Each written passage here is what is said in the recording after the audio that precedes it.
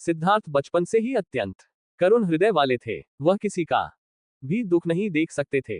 इतने प्रयासों के बाद भी 21 वर्ष की आयु में उनकी अपने राज्य कपिलवस्तु की गलियों में उनकी दृष्टि 4 दृश्यों पर पड़ी। ये दृश्य थे एक वृद्ध विकलांग व्यक्ति, एक रोगी, एक पार्थिव शरीर और एक साधु।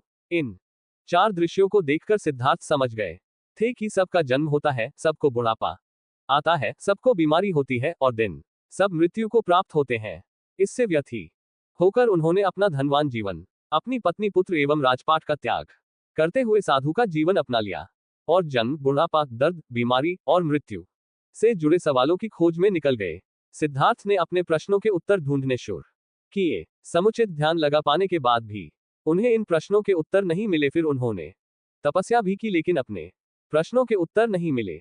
इसके बाद कुछ और साथियों के साथ अधिक कठोर तपस्या प्रारंभ की। ऐसे करते हुए 6 वर्ष व्यतीत हो गए।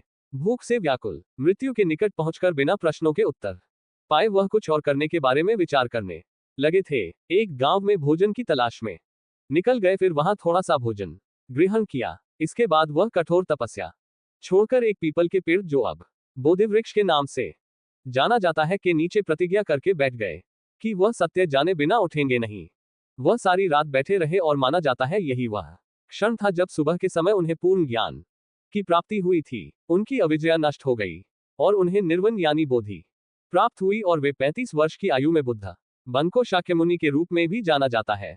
7 हफ्तों तक उन्होंने मुक्ति की स्वतंत्रता, शांति का आनंद लिया। प्रारंभ में तो वह अपने बोधि के बारे में दूसरों को ज्ञान नहीं देना चाहते थे। बुद्ध का मानना था कि अधिकांश लोगों को समझाना बहुत मुश्किल होगा।